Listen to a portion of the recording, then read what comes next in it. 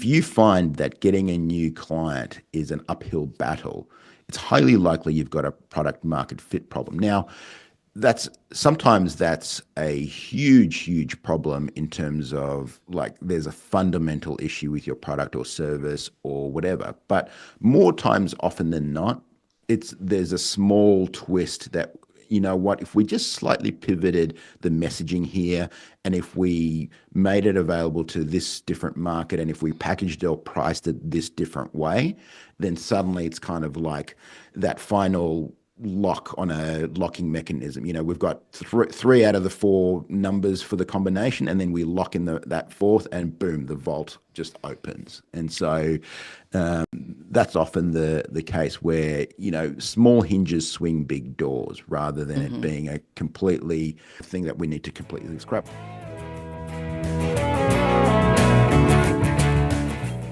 I'm Candice Rodarty, and this is episode 250 of Gratitude Geek.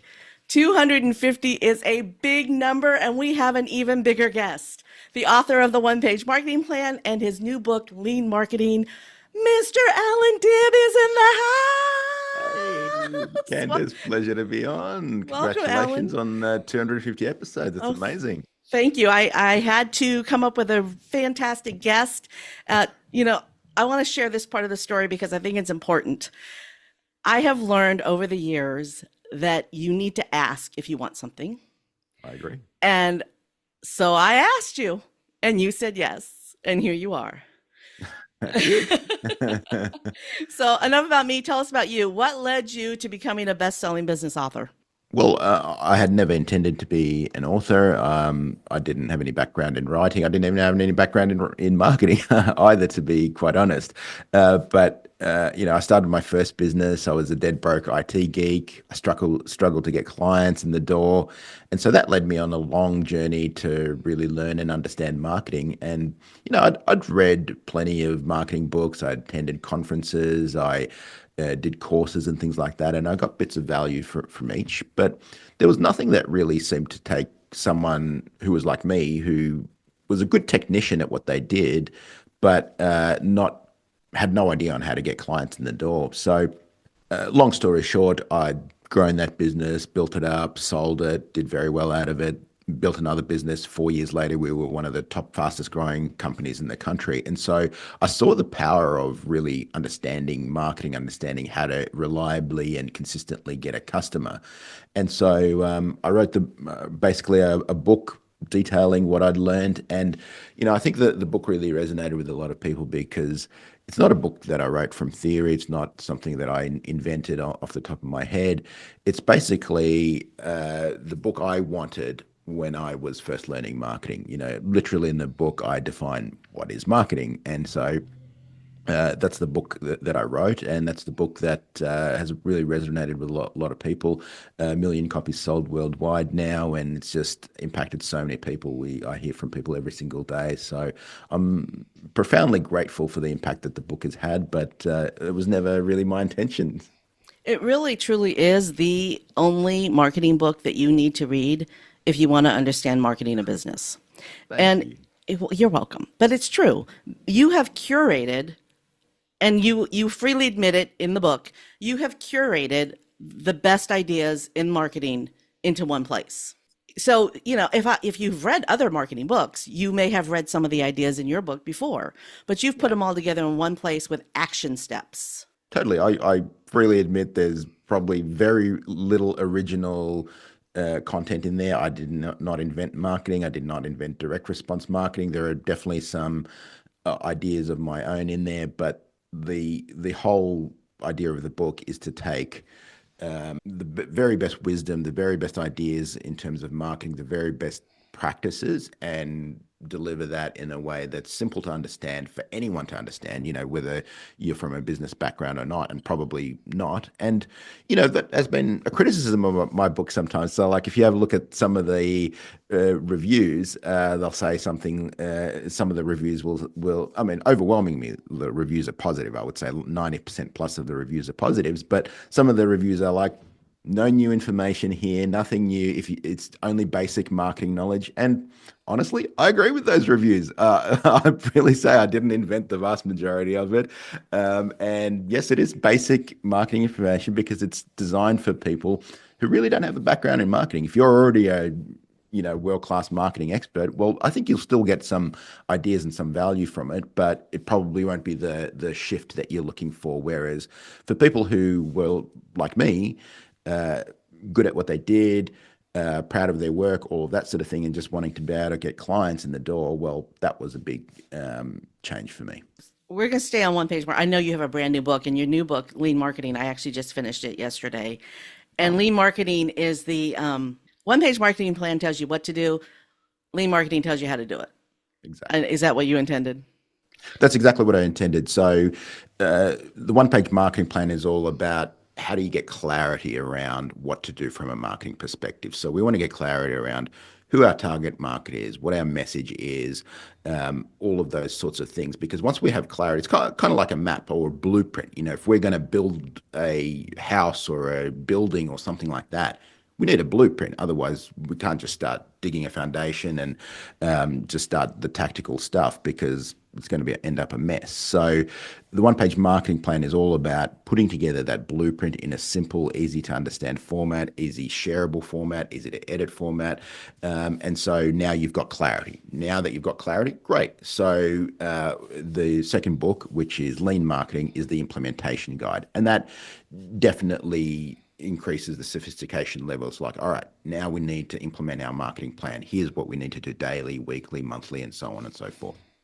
You have the perfect definition of marketing in the one page marketing plan, and it has to do with the circus. And for Yes. those listeners who haven't read your book, would you please describe what exactly marketing is in using the circus analogy? Sure, Because I want to sure. hear it in your voice. Fair enough. So, if the circus is coming to town and you paint a sign saying circus coming to the showground Saturday, that's advertising. If you put the sign on the back of an elephant and walk into town, that's promotion. If the elephant walks through the mayor's flower bed and the local newspaper writes a story about it, that's publicity. And if you get the mayor to laugh about it, that's public relations. If the town citizens go to the circus, you show them the many entertainment booths, explain how much fun they'll have spending money at the booths, answer their questions, and ultimately they spend a lot at the circus, that's sales. And if you plan the whole thing, that's marketing. So So can you plan the elephant walking through the mayor's garden? you'd be surprised what you can plan. I mean, there's so much from a marketing perspective that you can, well, not that you can, that is absolutely planned to the letter that people think was some instantaneous or some kind of coincidence or something like that. If you ever look at social media and TikTok and all of that, there'll be things that have gone viral, and seemingly it looks like just someone playing around with their camera, riffing, having a good time, and suddenly something accidentally went viral. Very, very unlikely that that actually happens. Usually, it's very strategically and meticulously planned. Everything is scripted. Let's talk about publicity and PR and target markets and where they hang out. Those four things. I know it's a lot in one thing, but they kind of all go together. Sure. Yeah. So prior to me hosting this podcast, my husband and I had a custom furniture business, and we managed to have a very A-list clientele. We Mhm. made furniture from movie stars, Fortune 500 executives, designers. And one year, I get a phone call from Elle Decor magazine asking information about our company so that they could feature one of our products in a spread from one of our clients. And that layout in that magazine that we had nothing to do with because it was all on, it was about our client, right? Led to us selling dozens and dozens of beds over the course of 10 years from Mhm. one magazine article. Yeah. That was knowing exactly where our customers hung out. Yeah. And a lot of people miss the boat on that. So do you want to address that? So the way that a lot of people think about marketing is I'm going to create a really good product or a really good service, and then I'm going to sprinkle pixie dust over the top, called marketing, right? I'm going to get it to go viral on social media. I'm going to do all of that sort of thing. And the thing that people don't understand is that marketing is an accelerator. It's not a fix-all. So, meaning that if the thing that you've got doesn't fulfill a market need or poorly fits a market need. So, to use a Silicon Valley term, they call it product market fit. And what product market fit it means is that there's a problem that someone needs solved that they're willing to pay for. And preferably, hopefully, they're willing to pay a lot to solve a problem. So it's a big size problem. And so the problem that a lot of businesses have is either they don't solve a specific problem for a specific target market. They're just too, we do all things for all people or whatever. So it's hard to pin down what they actually do very well, even though that they may be doing something very well. Or maybe the problem is not that big, meaning that people aren't really willing to pay a lot of money to solve that problem. So there are numerous ways that you can miss product market fit. And if you miss product market fit, when you add an accelerator, it just doesn't accelerate, or it'll accelerate a little bit, but not enough to be profitable. So what you need to do is, rather than starting with your product or service, you want to start with the who. Who are my people? So who do I serve? So if you have a very, very clear picture of who you serve, and a really powerful way of doing it, it's not always possible, but when it is, it's very powerful. If you have been in the shoes of the person that you're trying to serve, it's much more powerful because you understand what that problem is. Like, for example, I told my story about being an IT guy who struggled to get clients. So I know what it's like to be worried at 3 a.m. about making payroll, to be like wondering where's my next client going to come from? How are we going to pay rent and all of that sort of thing? So I've been there, and so I know what that's like. And so I can speak to that to a target market very, very well in a way that they will understand, in a way that they will respond. So if I had never been in those shoes, I could still be effective in marketing, but I'd need to do a lot more research, and I'd need to understand that target market well through research, through other means as well. But I digress. So what we want to do is figure out who do we want to serve, and then once we really understand those people well, that's when we figure out, oh, hang on, this is something that they're really struggling with. This is a big problem for this market that I can help them get a great result. And now we create a product or a service or an offer or whatever, and that's going to get traction. And then when we add marketing to it, when we add advertising to it, it's going to be like pouring fuel to a fire, and it's really going to accelerate. So marketing can help you amplify and accelerate what you do, but it's not going to be the problem that it's not going to be the thing that solves all of your problems if your core offering, it doesn't really fit a market need. So that's a little bit backwards than most business people or entrepreneurs are coming at it. They're coming at it with, I have this great product, now I have to find the market. And you're saying find the market first and then serve the market. Exactly. So a lot of people are kind of solution first. So they're a solution in search of a problem. And so what we want to do is the other way. We want to find that problem for that specific target market and be very, very clear about the value proposition, the thing that they solve for them. And then know where they hang out. But I Exactly. mean, that really is the piece that's missing in a lot of marketing plans is a lot of people throw money at marketing in the wrong place, Yeah. right? They're running ads on Facebook but that's not where their clients are. We need a market to message match, right? So if we might have the right product, but just for the wrong market, or we might have the right market, but the wrong product or service for them. So if those two don't match, we don't have what we call product to market fit, which is a major, major problem. So if you find that getting a new client is an uphill battle, it's highly likely you've got a product market fit problem. Now, that's sometimes that's a huge problem in terms of like there's a fundamental issue with your product or service or whatever. But more times often than not, it's there's a small twist that you know what, if we just slightly pivoted the messaging here, and if we made it available to this different market, and if we packaged or priced it this different way, then suddenly it's kind of like that final lock on a locking mechanism. You know, we've got three out of the four numbers for the combination, and then we lock in that fourth, and boom, the vault just opens. And so that's often the case where you know small hinges swing big doors, rather than it being a completely a thing that we need to completely scrap. Although there are times when you know what, the offering is just out of date. It's just something that's not going to work anymore. It's just the market doesn't really care about it or whatever. So there can be both ends of the spectrum, but more often than not, it's just you know a small hinge that will swing big doors. I like that analogy. Before we move on from this, when did you write One Page Marketing Plan? It's more than 10 years, right? No, it's less than 10 years. Oh, So the I just feel like the years go by faster and faster. So, 3 years is 1 year or whatever. I think it's about 6 years. So 2018. This 2018. this Oh, that's not very far. That's only 5 years no ago. Yeah, no 6 years yeah, ago. it's about six So years ago. Yeah. in the past 6 years, your opinion of this may have changed, but in the One Page Marketing Plan, you talk about creating a client avatar being a Yes. woo-woo kind of thing. And Yeah. I'm wondering why you thought that. And do you Well, still think it? I don't think it, and I mean, I didn't.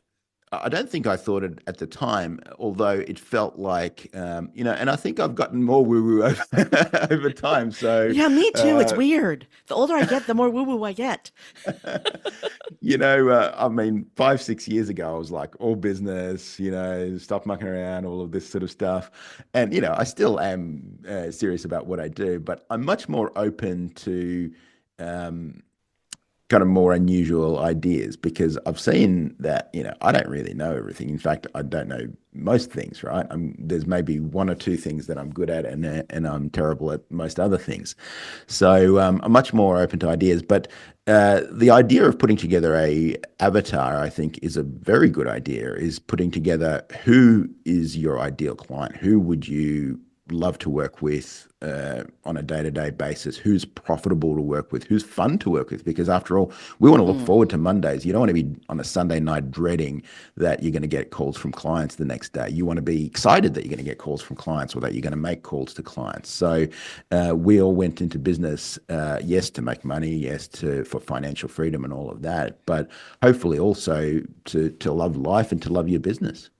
Well, if you love your clients and your clients love you, then you love working together, and the opportunities to keep working together keep exponentially increasing.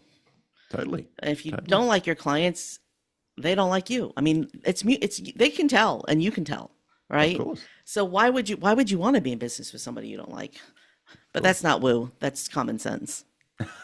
I agree. All right, so let's move into lean marketing. Again, I finished it yesterday.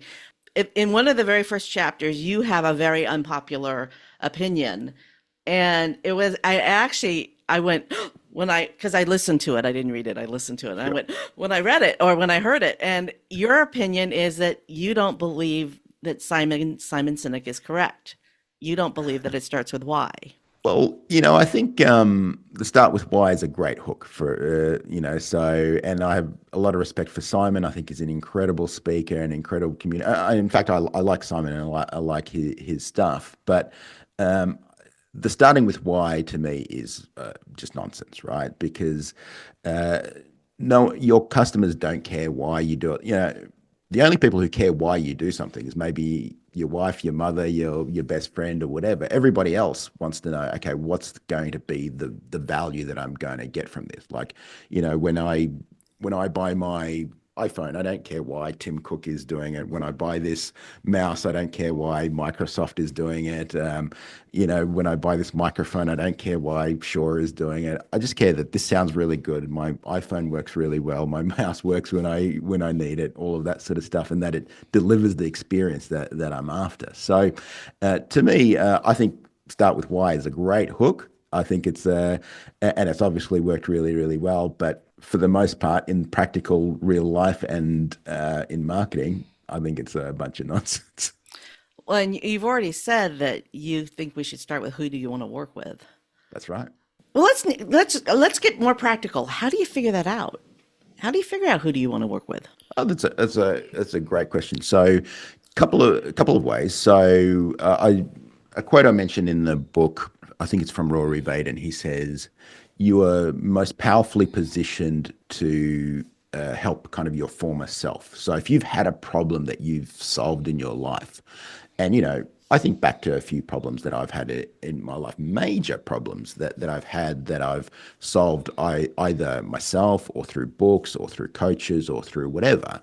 I may not be an expert in those areas, but I could certainly help someone get to a better place. I could certainly help move. So that's one way. If you've solved a problem for yourself that you know is valuable, that you could help solve for other people. Another way is to look at your existing customer list. And this is an exercise I do with people. And I say, look, let's export your whole entire customer list, either from your accounting system or your CRM system or whatever, and just sort them from best to worst. Who's at the top, who you love to hear.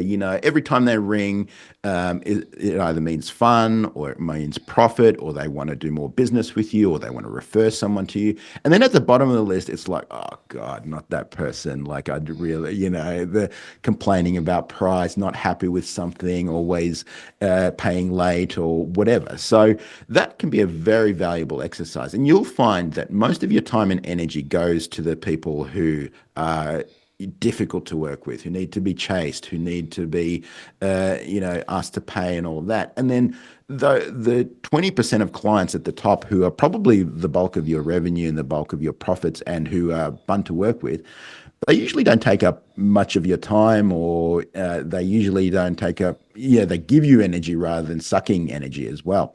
So what we want to do is we want to start getting rid of the ones at the bottom and adding more like the ones at the top. And you'll see there'll be commonalities with ones at the top, right? They'll be maybe in similar industries, maybe similar personality types, maybe similar geographic or demographic factors, whatever it is. So we want to start being intentional rather than saying, okay, we're open for business to anyone and everyone. Here's what we do. And that can be counterintuitive because it feels like if you widen the net, that you're going to be more successful, you'll have more business, you'll have more people coming to you. And it's not the case at all. Everything will push you to try and widen the net. It feels intuitive, but we're living in an age of specificity. Like if you look at your Google search history, you're probably not typing in car or doctor. You're typing in Porsche 911 four-wheel drive in San Francisco or whatever, or you're typing in knee specialist in... The older you get, the more specific you get with those doctors too. True. Totally 100% true. And even though a chiropractor can treat knees, can treat backs, can treat necks, can treat all of this sort of stuff, you're looking for the one who's a specialist in your area, in your problem area. Even in chiropractic, there are specialties. Like I work with a chiropractor who uses a gizmo called an actuator because I don't like being manipulated, but I love having an adjustment. And the actuator doesn't require her to manipulate my body. It just aligns the spine, right? Yeah. But that's just one modality. So there's like 10 different modalities in chiropractic. Absolutely. So you can get just thinking about how narrow your niche can be. How narrow you narrow. Just within chiropractic, you can get within that narrow of a niche. You don't need a wide net. You just need to be specific because the people that need what you said earlier, the people who have the need, you're going to fill it. Totally. And if you can own a particular niche, that's a powerful position to be in. And let's say you now dominate this particular niche. Maybe you're the chiropractor who, uses actuators in whatever town that you're in. Great. Now you can add another and another and another. But for most businesses, we find, they could probably 10x their revenue and not have to add another niche or another market segment or whatever else. So like I said, it's counterintuitive, and it's also kind of against the personality type of most founders because, entrepreneurs, we thrive on novelty, the new thing, the new product, the new thing, or whatever. We always want to do it. And I mean, I'm guilty of this 100% myself. There's so many times I have a conversation with my CEO, and she says, "Great idea, Alan. Let's park it for next quarter because we're focused on getting this done or this product done or whatever." And it's easy in your business to just create chaos with like the latest new shiny object, the new idea, the new product launch, the whatever. And so the thing that's working, that if you had just doubled down and focused on, you would have done so much better. And also understanding the market. Back to what my husband and I did before, we made king size beds for antique furniture collectors. And antique furniture, sometimes it's hot and sometimes it's not. And the prices of antique furniture can fluctuate. I mean, sometimes people are spending $100,000 on a single piece of furniture, and maybe, 10 years later, that piece gets resold for 50. It's a very unstable market based on the taste, the current decor, and taste changes every 10 years or so. Responding to that market, I mean, are we making king size beds for antique furniture collectors? Did we have to retire 10 years? No, we didn't have to retire. We retired by choice. But, the market's shifted. So if we were to start again, we would have to really look at what our target market is doing now rather than keep making what we were making before. Totally. And I mean, there'll be, it just never ceases to surprise me the kind of subcultures and communities that there are out there. And, there are just niches of niches of niches. I thought it was a joke, but there's a community of people who are into fountain pens, and they're so into fountain pens, they argue with each other over different shades of ink. And they're like, this company re-released this color purple, but it's actually not the same. They use the same name as the original release, but they're not the same color. They're slightly different. It's just incredible, the community. Well, people get really passionate about things. Totally. I don't know if you noticed, I have some artwork on my wall behind me that's of Star Wars nature. Earlier today, I was in a networking meeting and we were in a breakout room with 3 people, and we started talking about Star Wars. And the 3 of us all were fans, but we all had different opinions. Even within something like a movie, right? They really do. The passion is there. So you can have a super narrow niche and be highly successful. I want to argue. And a king size beds for antique furniture collectors is a pretty narrow niche, Totally. And we did really well. So, Totally. So a lot of people kind of are very superficial with niching, right? So to use your example, someone could say, our target is movie buffs. Okay, great. Then we could go deeper. Well, what about sci-fi movie buffs? And then, okay, we're going to go even deeper. Well, Star Trek movie buffs, right? And so now we're getting, and I mean, just Star Wars is practically an industry, right? One movie series out of a subsection, out of a whole industry is just huge, right? So and then you said Star Trek, and then you said Star Wars, and there could be a whole. You didn't do it on purpose, I know, but there's a whole thing there that could happen. There is. I mean, you could create a niche around that. There is. I'm on Team Star Trek, I'm afraid. Star Wars never really did it for me, but I was a big fan of Star Trek. So, they both have their appeal. I personally am hopeful that our planet evolves to the world that Star Trek created. I agree. That was created by Star Trek. I think that we can have that world. I don't think we're there yet, but I think we can have that world. So yeah, I'm a fan of both too. Okay, so let's get into lean marketing a little bit more. Sure. So you have an entire chapter on AI, which means, you must have written that recently. Yes. I have a group coaching program, and I told them I was interviewing you because we've read your book together as a group, One Page Marketing Plan. And so this particular question was from One Page Marketing Plan, but you covered it in lean marketing. The question was, how do you feel about AI knowing all about your book? Oh, I'm excited about it. I think the future is bright. I don't believe in the whole doom and gloom and all of that sort of stuff around AI. It's going to destroy jobs. It's going to destroy the world, or it's whatever. Already created jobs. It sure really has. well-paying jobs. It sure has. It sure has. And I think it's going to continue. I think jobs will change for sure, you know. So we once needed hundreds of people to plow fields, right? And Mm. then combine harvesters came in, and now we need maybe a few people to plow the same field. And so what did that do? That dramatically decreased the price of food, increased distribution, it helped fuel population growth.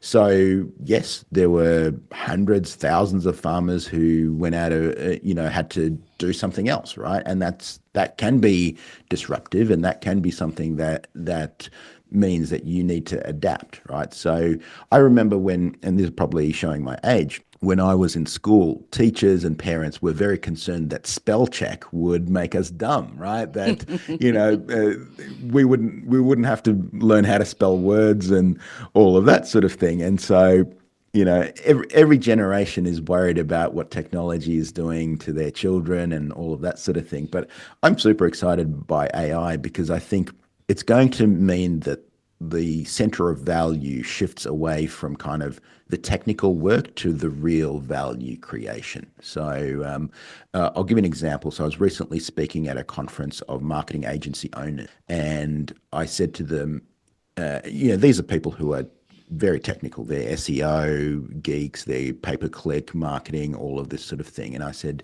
guys, in the age of AI, do you think your technical skills, the technical trickery that you've learnt over the years, how to get a page to rank well on Google, how to show up on social media, do you think that's going to go up in value, or do you think that's going to go down in value? And so there was kind of silence in the room, and I'm like, it's very clear that the technical trickery, the little tricks that you learned, the SEO, all of that, that's going down in value over time because AI, machine learning, they're getting much better at that. Like now, I mean, it used to be that on social media, you would see the content from people you followed, right? Now you have a For You page, and the algorithm decides what you see based on your behavior, based on your swiping, based on your preferences, all of that. So if you had spent years and technical trickery and all of that, getting people or tricking people or whatever to follow you, well, that's of zero value right now because Hmm. the algorithm's deciding what shows up, and the algorithm's getting better and better at figuring out what you like and what you want to see, even better than you can. Sometimes something will pop up on my For You page, and I'm like, oh, I didn't even know I liked that, and so it knows you better than you do. So the shift in value is moving away from the technical trickery, the technical parts of marketing, knowing how to rank well or whatever, and it's shifting to the stuff that actually is valuable, which is personal brands, which is the face, which is your unique story, the way that you tell it, the real value proposition that you create, rather than the keyword stuffing, the manipulation of social media accounts, all of that sort of stuff. So I'm really excited by it. I think that's going to allow us to work more in the value creation rather than in all the stuff that we needed to do to get our stuff to work. I have so many lanes that I want to go down, but the first one is before we stray off the path. I saw a short documentary on YouTube about recycling in the United States. Mm-hmm. And we don't do it very well here, but there is one company in Michigan that has this Danish machine that melts the paper and the writing off of the metal and then melts the metal so that it's not contaminated with the writing and the paper. Melts the metal and then it's smart enough to separate the alloys out of the melted metal. Oh, wow. That's AI. AI is doing that. Yeah.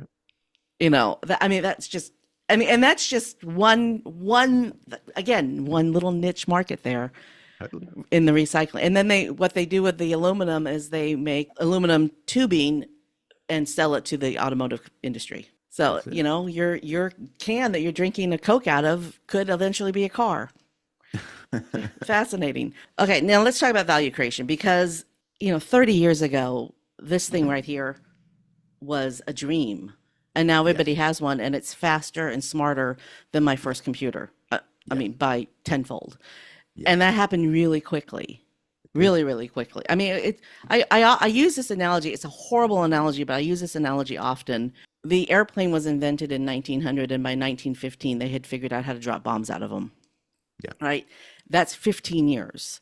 So, do you have any predictions about where AI is going to take us with this? The products, the ideas, and the things that may happen in the next 15 years because now we have this tool that we didn't have before.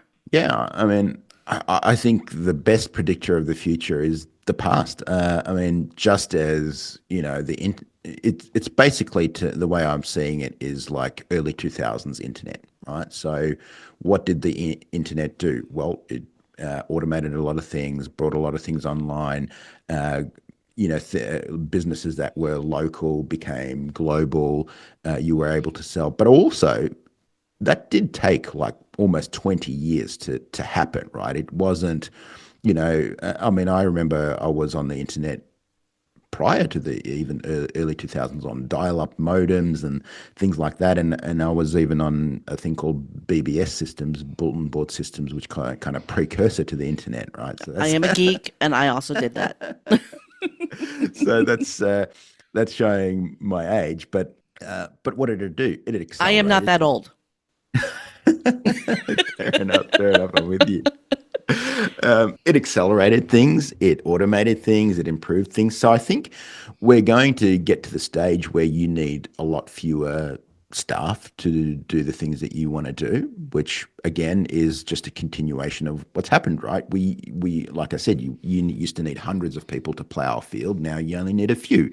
There are companies right now that have thousands of staff that maybe will only need a few hundred going forward because one person can do the job of 10 because they're able to use AI to automate, to streamline things. So that's the way we're going. I mean, people talk about artificial general intelligence. I don't know. Will that happen or will that not? I mean, that's kind of a guess. But and if that does happen, what happens then, and all of that. But my view is things will become more automated, will become more productive. A single person will be able to produce much more than they do now. That's my view. Well, then we have this question about consumerism because consumerism isn't the best in the world for, well, it isn't great for the world. We consume too much stuff that's Yeah, unnecessary. I mean, I know that in the next 15 years, new jobs will be created that never existed before in new industries that we don't even have a glimmer of.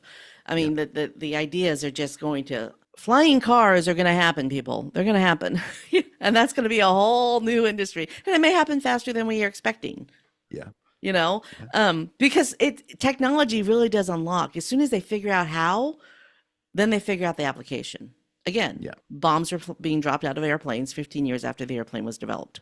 yeah, 15 years after the first airplane flew, they were dropping yeah, bombs at airplanes. yeah. So it's a horrible analogy, but that's how quickly technology can evolve. Yeah, I'm excited too. And it's an argument. I'm married to an artist, and my daughter is an artist, and they neither of them are fans of AI, but I consider it a tool, and I use it every day. Well, I it think is a it's tool, just, and it will, just like artists, never used to use technology. I mean, some of the best sketch artists now use an iPad and sketch mhm. on an iPad, and they're able to do things faster and better and quicker and all of that sort of thing. And so, what's art? Is it the putting of the pen to paper, or is it the idea, or is it the vision? So I think that will evolve over time too. I happen to, I'm a teenager in the 80s, so I happen to believe that some of the best music ever created was created on a synthesizer. Is that True. aging me? So, and you can argue that that's pretty artificial. So, is there anything that you want to talk about that we haven't had a chance to chat about yet? I think that the thing that will make the biggest difference for most people is to do the common thing uncommonly well. So, and I mean that from a couple of perspectives. So, when I think about why someone buys, it's very rarely the core thing that you do. So I use this example in lean marketing in the book. I've switched accountants maybe 4 times or 5 times in my whole business career, and I've never switched because the next accountant was a better accountant, right? Or better, they're all working with the same tax code. They're all got the same bag of tricks for legally minimizing tax and all of that sort of thing. It was the common stuff that made me switch. It was stuff like not returning an email in a timely manner, not returning phone calls, not being proactive enough. So never had anything to do with accounting. So when you'll be, we do customer interviews with the customers of our clients, and they're almost always surprised why someone is buying from them. They thought, oh wow, they're buying from us because we've got great customer service, or we've got this, our product does this and that, or it's got better features than the other competitor or whatever. And sometimes that's the case, but rarely. Usually it's the just a common thing. It's like, hey, you know what? Anytime I ring, I can get straight through to a person, or they respond really fast with quotes, and speed is really important to us, or whatever else. So it's usually the common things. And then kind of switching that to a marketing perspective, a lot of people feel like, you've got to do these crazy campaigns, this big advertising budget thing or whatever. But the best marketers in the world, they just do the common thing uncommonly well, meaning they show up daily, weekly, monthly, and they just get the ordinary thing done. They send out the email newsletter, they capture leads on their website, they have a nurture follow-up sequence, they have someone call prospects back in a very fast manner. So the people doing the daily, weekly, monthly stuff will always beat the people who are just trying to do the big, crazy one-off thing. So marketing is a process, not an event. And often, because I think anyone can understand this, I use this example. If I show up to the gym twice a year and I do a big workout or whatever, well, I guess that's better than nothing. But if I do a mediocre workout 5 times a week, I'm going to be way, way better off. So if I just show up 5 times a week and just, lift weights, do that, I will have a much better result than showing up twice a year and doing a crazy workout. So, and it's really, there's nothing revolutionary there. You're going to do squats, you're going to do deadlifts, you're going to do bench presses. So all the same movements, nothing hugely revolutionary, but you're going to show up daily, weekly, monthly, and you're going to lift weights. And then the next time you lift, you're going to lift a little more. And then the next time you lift, you're going to lift a little more. And then over time, you're going to get stronger and you're going to get more muscular. So it's often just the common stuff. So if someone's giving you some insane strategy that, is really difficult to understand and is complex and all of that, it's probably off track. So, what are your thoughts on 5 day, 30-day challenges?